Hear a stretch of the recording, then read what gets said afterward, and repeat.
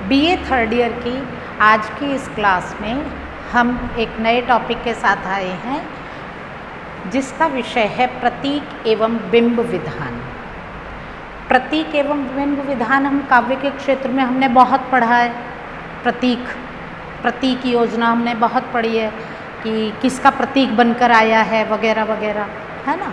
तो बिंब और प्रतीक या प्रतीक और बिंब योजना के तहत ये दो बिंदु आएंगे, पहला प्रतीक योजना और दूसरा बिंब योजना। तो आज हम पढ़ेंगे प्रतीक योजना, है ना।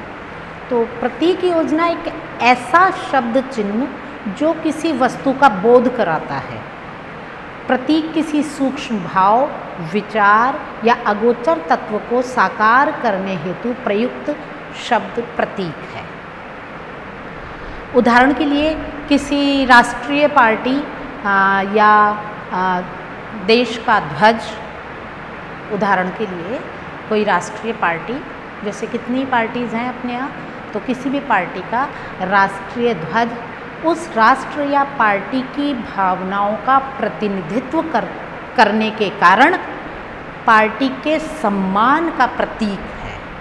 सम्मान का प्रतीक है, यानी किसी भी जो है राष्ट्रीय पार्टी का ध्वज जो है वो पार्टी के प्रति सम्मान और गौरव का प्रतीक होता है। यही इसका अर्थ है प्रतीक का।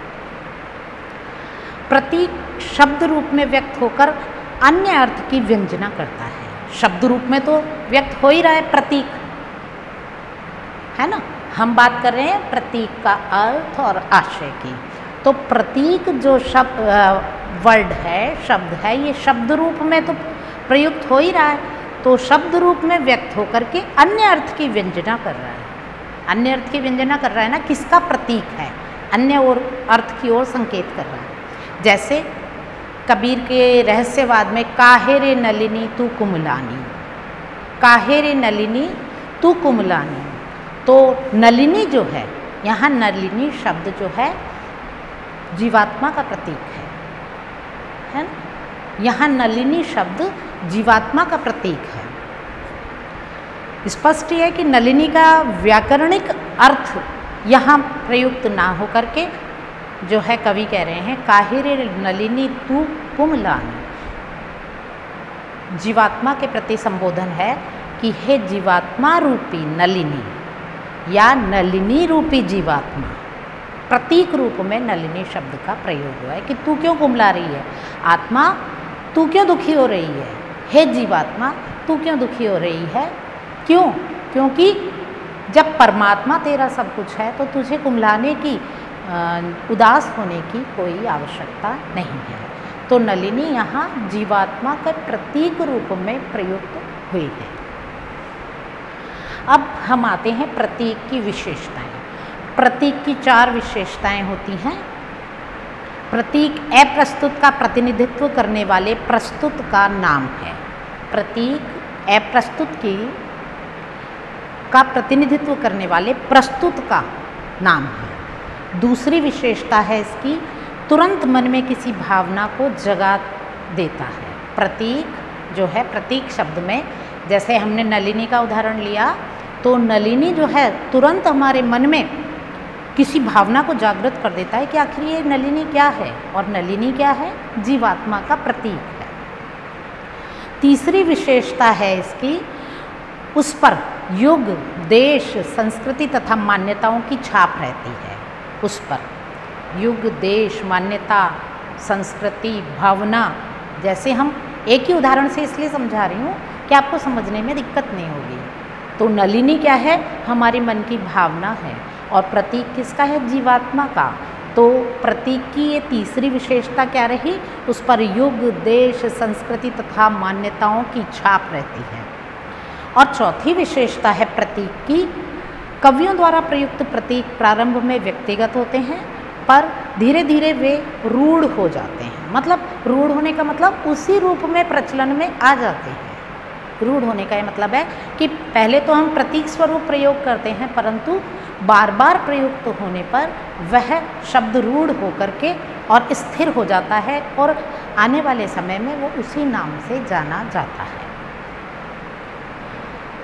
विद्वान मेलार्मे ने कहा, अर्थ की स्पष्टता से काव्य का आनंद कम हो जाता है, अतः रहस्यात्मक प्रतीकों में यदि बात कही जाए तो वह अधिक प्रभावशाली हो जाती है। ये तो आपको पता ही है कि लोकोक्ति और मुहावरों का भी हम अर्थ अपनी भाषा को अधिक प्रभावशाली बनाने के लिए करते हैं। उसी तरह से प्रतीक जो है, प्रतीकों का प्रयोग भी काव्य में जो है अपनी कवि की बात को अधिक प्रभावशाली बनाने के लिए प्रयोग किया जाता है। जैसे कि काहेरी नलिनी तू कुमिलानी। नलिनी का अर्थ है जीवात्मा।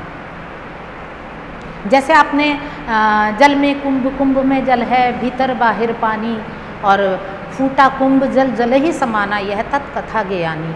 तो जैसे हम पढ़ते हैं कि कुंभ यहाँ पर है, जल में कुंभ, कुंभ में जल है ना। तो कुंभ जल ये प्रतीक रूप में प्रयोग हुए हैं। कवि कबीर ने बूंद समानी समुद्र में सोकत हेरी जाए। कवि कबीर ने, कबीर का रहस्यवाद बहुत ही रोचक है, बहुत ही प्रभावशाली है और प्रासंगिक भी है। आज तक हम कबीर को पढ़ रहे हैं, ये उसकी प्रासंगिकता ही है। तो कबीर ने लिखा, बूंद समानी समुद्र में सोकत हेरी जाए। इसका सिंपल व्याकरणिक अर्थ तो यही है कि बूंद जब समुद्र में समा जाती है तो उसको हेरना, ढूंढना मुश्किल है, नामुमकिन है। परंतु यहाँ प्रतीक पढ़ रहे हैं हम, तो बूंद को जीवात्मा का और समुद्र को परमात्मा का प्रतीक बनाया गया है। बूंद समानी समुद्र में, बूंद जीवात्मा, समुद्र परमात्मा। बूंद जिस तरह से समुद्र में जब मिल जाती है तो उसे ढूंढना मुश्किल होता है, और प्रतीक स्वरूप में जब जीवात्मा परमात्मा में एकाकार हो जाती है, परमात्मा से जीवात्मा तादात्म्य में स्थापित कर लेती है, तो क्या होता है, तो परमात्मा और जीवात्मा एक हो जाते हैं, उनको अलग करना असंभव हो जाता है। अब हम आते हैं प्रतीक के भेद। प्रतीक के विद्वानों ने 8 भेद माने हैं। पहला है भावोत्प्रेरक प्रतीक, दूसरा है वैयक्तिक प्रतीक, तीसरा है विचारोत्प्रेरक प्रतीक, चौथा है परंपरागत प्रतीक और पांचवा है परंपरा मुक्त प्रतीक। चौथा है परंपरागत और पांचवा परंपरा मुक्त प्रतीक। छठा है भावपरक प्रतीक, सातवां है व्याख्यात्मक प्रतीक और आठवां है प्रकृति परक प्रतीक।